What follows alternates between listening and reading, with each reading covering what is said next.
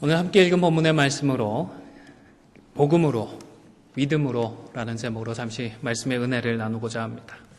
오늘은 종려주일입니다. 예수님께서 십자가의 죽으심을 위해 예루살렘에 입성하신 날을 기념하는 절기입니다. 이날에 예수님의 그 대속의 죽으심을 제대로 이해하지 못했던 사람들은 그저 호산나를 외치며 예수님의 입성을 환호했지만 채 일주일도 지나지 않고 그들은 예수님을 십자가에 못 박고 말았습니다. 일반 군중들의 생각과는 달리 예수님은 우리를 위해서 십자가에서 피를 흘려 주셨던 것입니다. 그리고 그 십자가의 보혈을 의지해서 우리는 우리의 모든 죄를 사함받고 이제 하나님의 자녀가 되었습니다. 하나님의 자녀로서 생명의 성령의 법을 따라 살아갑니다. 더 이상 죄의 종로를 타는 것이 아니라 하나님의 자녀로 영광스러운 생명의 성령의 법을 따라 살아가는 자들인 것입니다. 요한복음 1장 11절에서 12절의 말씀을 보시면 함께 읽도록 하겠습니다. 시작. 자기 땅에 오매 자기 백성이 영접하지 아니하였으나 영접하는 자 곧 그 이름을 믿는 자들에게는 하나님의 자녀가 되는 권세를 주셨으니. 아멘. 하나님의 자녀가 되는 것은 명백히 특권입니다. 권세입니다. 그러나 동시에 책임도 따르고 의무도 뒤따릅니다.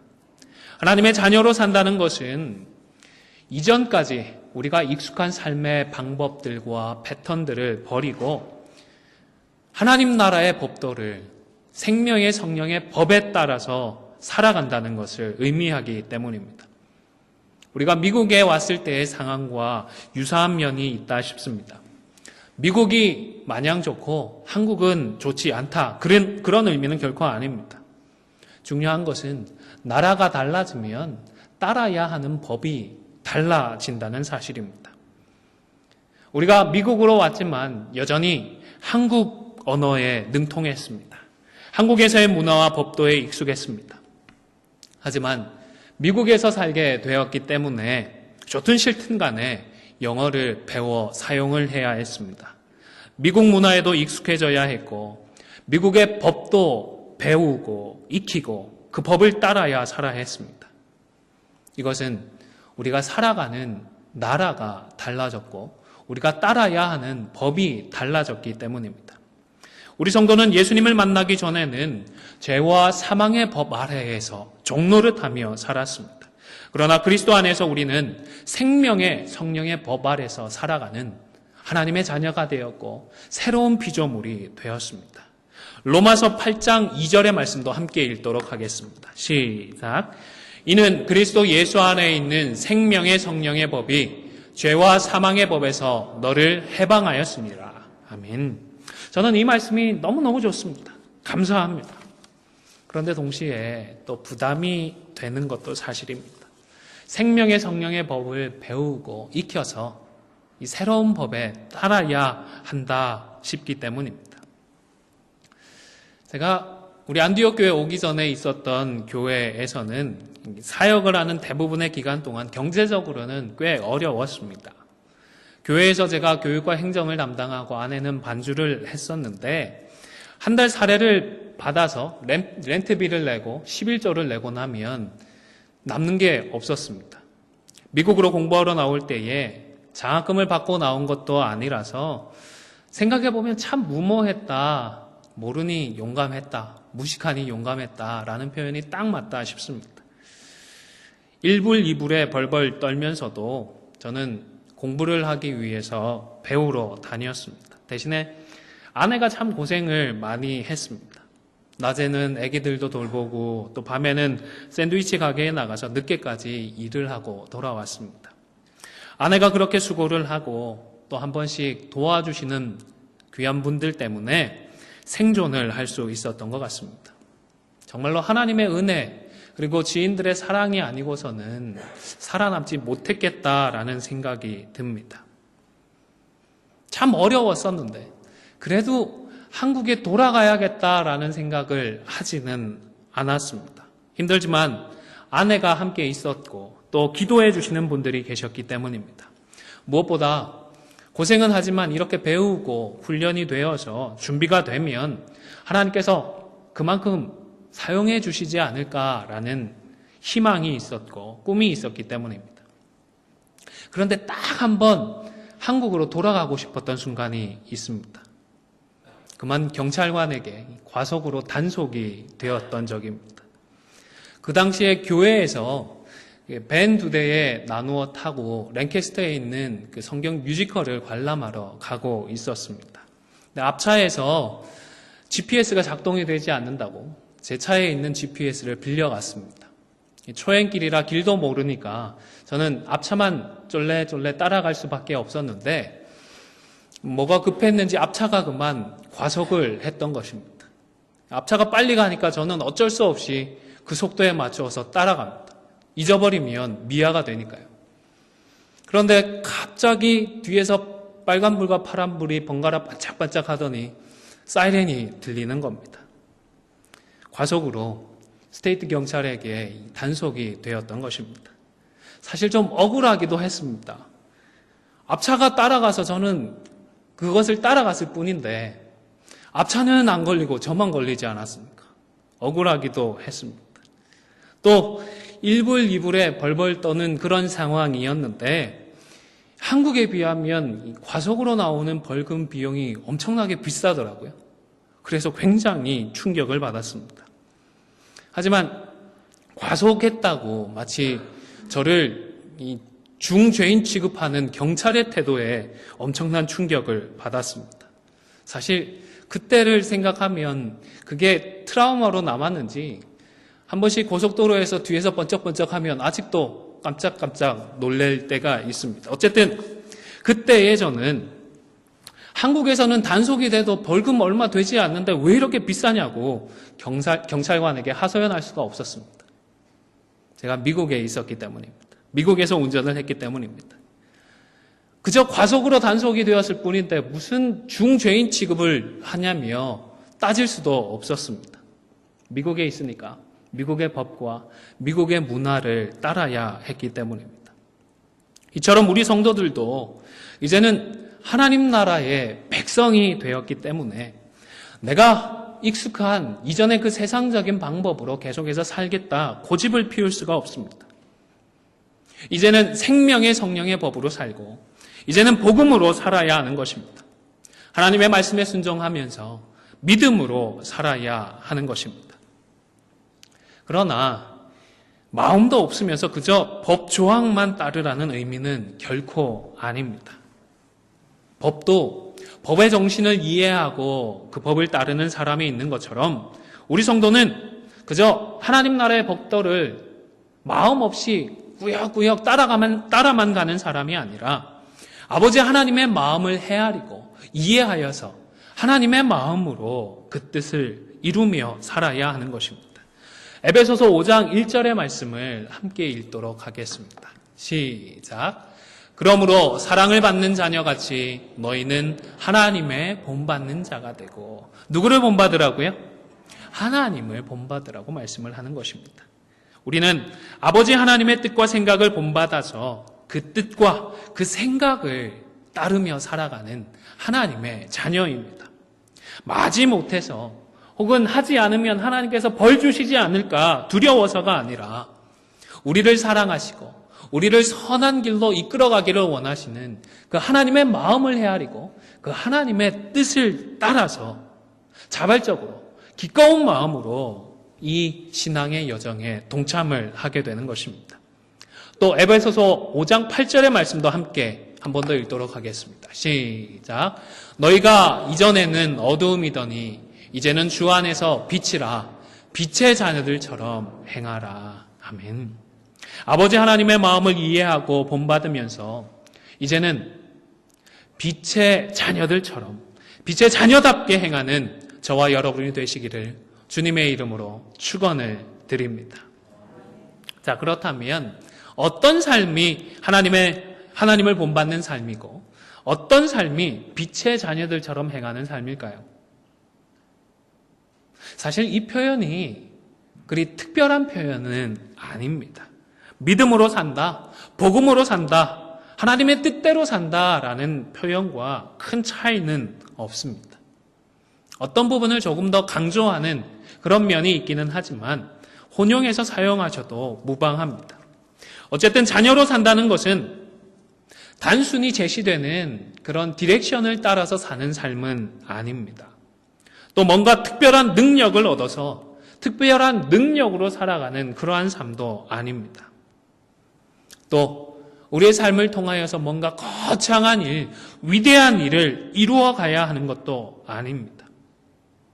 뭔가를 하는 것보다는, 영어로 하면 doing보다는 이루어가는 것, 닮아가는 것, being에 좀 더 강조를 두어야 합니다. 앞서 말씀드린 것처럼 하나님을 본받고 주님을 닮아가야 하는 것입니다. 종종 영성이나 영력이라는 표현을 듣게 됩니다. 이런 표현은 좀 우리가 신중하게 사용을 할 필요가 있습니다. 이런 표현들이 믿음으로 사는 것을 우리가 특별한 무엇인가를 얻고 특별한 성취를 이루어가는 것으로 오해할 수 있기 때문입니다. 여러분, 성경을 많이 읽어야 하나요? 읽지 말아야 하나요? 많이 읽어야 합니다. 기도해야 하나요? 기도하지 말아야 하나요? 기도해야 합니다. 당연합니다. 그러나 성경을 많이 읽고 기도를 많이 한다고 해서 우리에게 특별한 능력이 생기는 것은 아닙니다. 다시 말하면 성경을 읽는 것, 기도하는 것이 뭔가 특별한 능력을 얻기 위한 방법이 아니라는 것입니다. 40일 금식 기도를 2번, 3번 한다고 해서 특별한 영적인 능력이 생기는 것은 결코 아닙니다. 이것은 경건의 훈련입니다. 말씀과 기도를 통하여서 우리가 하나님과 교제하는 방법입니다. 말씀과 기도를 통하여 주님을 알게 되고 또 알게 된 주님을 닮아갈 수 있게 되는 것입니다. 동시에 나의 약하고 악한 내면을 솔직하게 들여다보게 되는 시간이기도 합니다. 그래서 하나님의 도우심을 구하게 됩니다. 약하고 악한 내 본성으로는 도저히 그 뜻대로, 하나님의 뜻대로 살아가기가 쉽지 않기 때문입니다. 사실 성경의 역사를 보면 성경 역사에도 하나님의 강권적이고 특별한 기적이 나타났던 시기는 제한되어 있습니다. 얼마 되지 않습니다. 존 스토트 목사님이 쓰신 성령 세례와 충만이라는 책의 내용을 제가 잠시 인용해 드리겠습니다. 화면을 참고해 주십시오. 성경 역사의 많은 부분에는 기적에 대한 기록이 전혀 나오지 않는다. 예수님이 구약시대에 속한 가장 위대한 사람이라고 칭찬하셨던 세례 요한은 전혀 기적을 행한 적이 없다고 명확하게 기록되어 있다. 사실상 우리가 성경에서 기적이 나타나는 곳을 찾아보면 마치 밤하늘의 별들처럼 그 기적들이 한데 뭉쳐서 나오는 곳을 발견하게 된다. 성경에는 그러한 성운이 4군데 나타난다. 첫째는 모세 시대이고 둘째는 엘리야와 엘리사 선지자의 시대이며 셋째는 주님의 생애 동안, 그리고 마지막으로는 사도들의 시대이다. 이들은 율법, 선지자, 주님, 사도라는 계시의 주된 4시대를 이룬다. 그리고 기적들의 주된 목적은 새로운 계시의 시대의 진정성을 증명하는 것이다.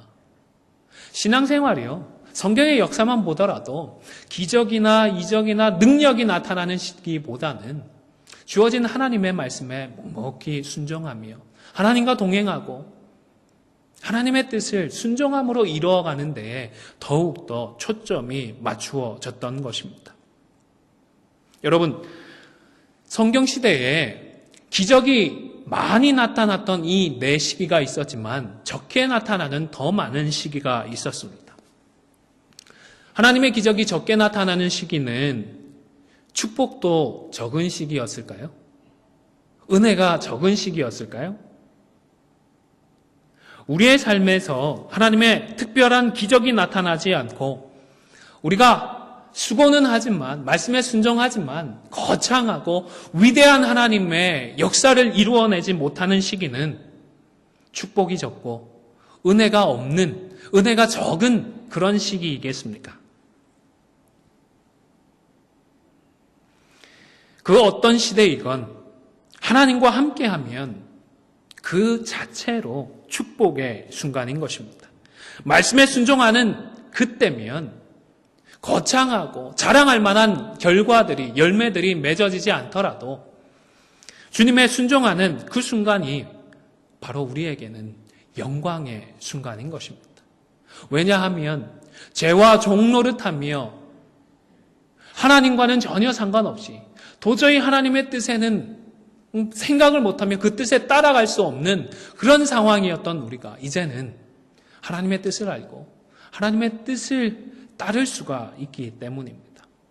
사랑하는 성도 여러분, 기적이 많건 적건 간에, 능력이 많건 적건 간에 우리가 주님을 본받아 빛의 자녀로 살아가는 그 순간, 그 자리가 바로 축복의 자리인 줄로 믿으시기를 바랍니다.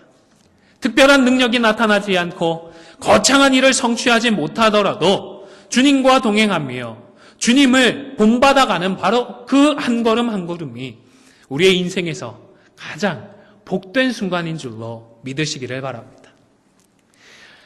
여러분, 참된 영성은요, 말씀과 기도로 하나님의 뜻을 잘 알고 그 뜻대로 순종하는 것입니다. 영성이 있는 사람은 우리 주님을 많이 본받는 사람이고 주님의 말씀에 잘 순종하는 사람인 것입니다. 하나님께서 은혜를 주셔서 신유의 은사가 있다 하더라도 그 사람의 인격을 통하여서 예수 그리스도가 드러나지 않으면 우리는 조심해야 합니다. 신중해야 합니다. 예언이나 방언의 은사가 있어도 그 사람이 말씀에 제대로 순종하지 않는다면 그 사람은 결코 영성 있는 사람이 아닙니다. 은사는 있지만, 능력은 있지만, 그러나 참된 영역이 있고 참으로 영성 있는 사람은 아닌 것입니다. 사울 왕도 뭐를 했죠? 사울 왕도 예언을 했습니다. 그런데 예언을 했다고 해서 사울 왕의 삶을 보며 그의 삶이 영성 있는 삶이었다, 그가 참으로 영역 있는 사람이었다, 아무도 평가하지는 않는 것처럼 말입니다. 오늘 본문의 말씀이 이 사실을 참 잘 보여준다 저는 생각을 합니다. 오늘 본문 고린도후서 10장 4절과 5절 말씀을 한 번 더 같이 읽도록 하겠습니다. 본문으로 돌아가서 10장 4절과 5절의 말씀을 함께 읽겠습니다. 시작. 우리의 싸우는 무기는 육신에 속한 것이 아니요 어떤 견고한 진도 무너뜨리는 하나님의 능력이라. 모든 이론을 무너뜨리며 하나님 아는 것을 대적하여 높아진 것을 다 무너뜨리고 모든 생각을 사로잡아 그리스도에게 복종하게 하니. 아멘. 그러니까 이 영성, 영역이라는 표현은 우리가 신앙생활을 영적인 싸움에, 영적인 전투에 비유할 때 자주 사용되는 표현입니다. 그런데 오늘 본문에서 영적인 싸움은 육신에 속하지 않은 견고한 진과도 같은 하나님을 아는 것을 대적하여 높아진 모든 생각들을 박살내어버리고 그리스도께 복종하는 것이다 라고 정의를 합니다. 그러니까 내 생각이나 내 속에서 높아진 것들을 대적하고 무너뜨려서 하나님께 순종하는 그 사람이 영적인 싸움을 잘하는 사람이고, 영적인 싸움에서 승리하는 사람이고, 영역 있는 사람이고, 영성이 있는 사람이 되는 것입니다. 정산유수로 기도를 잘하고 심지어 방언으로 몇 시간씩 기도를 하고 또 40일씩 금식 기도를 몇 번씩 하더라도 그리스도께 순종하지 못하는 사람은, 그리스도께 복종하지 못하는 사람은 결코 영성 있고 영역 있는 사람이 아닙니다. 그러나 기도할 때에 긴장을 하고 더듬더듬 기도하고 방언이 아니라 그냥 내가 태어났던 고향 사투리로 기도하더라도 말씀과 기도로 하나님을 대적하여 높아진 모든 것들을 무너뜨리고 모든 생각을 사로잡아 그리스도께 복종하며 살아가는 성도가 참으로 영성 있는 사람, 하나님이 기뻐하시는 사람, 영적인 싸움에서 승리하며 살아가는 성도인 것입니다. 성경을 몇십 독 했더라도 하나님의 말씀에 순종하지 않으면 그것은 영성 있는 삶이 아닌 것입니다. 여러분, 우리 성도는 다시 말씀드리지만 말씀과 기도로 어떤 특별한 거창한 능력을 얻어 사는 그런 사람이 아닙니다. 무엇인가 거창한 일을 이루어내는 것만이 믿음으로 사는 것도 아닙니다. 만약 복음으로 살고 믿음으로 사는 것이 이런 것이라면, 하나님께서 이런 것을 원하셨다면 거추장스럽게 우리에게 이런 일을 맡기기보다는 그냥 천사에게 맡기는 편이 편하시지 않으셨겠습니까? 그게 빠르고 그게 정확했을 것입니다. 아니, 일만 이루고자 하셨다면 굳이 하나님의 자녀들을 부르시고 자녀들에게 그 일을 하도록 하시는 것이 아니라 하나님이 하셨으면 될 일입니다. 한마디만 하시면 다 되는데 말입니다. 그러나 하나님은 우리가 변하고 우리가 성숙하고 우리가 하나님 아버지의 마음을 헤아리고 예수 그리스도를 닮아가도록 우리를 부르시고 우리에게 사명을 주십니다. 말씀과 기도로 사명을 감당하면서 하나님의 마음을 깨닫고 그만큼 변하고 그만큼 성숙하여서 그만큼 예수님을 닮아가라고 하시는 것입니다. 하나님은 신앙의 여정을 통하여 우리가 인격적으로 주님과 교제를 하고 예수 그리스도의 장성한 분량이 충만한 데까지 자라나기를 원하시는 것입니다. 우리 한 사람 한 사람, 한 심령 한 심령이 변화되고 자라서 우리 장로님들이 작은 예수가 되고 우리 권사님들이, 집사님들이 작은 예수가 되기를 우리 하나님은 기뻐하시는 것입니다.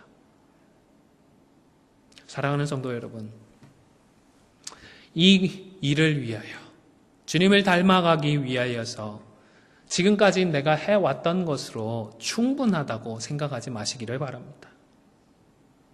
이제 앞으로 내가 얼마나 뭘 더 할 수 있겠느냐고 체념하지도 마시기를 바랍니다.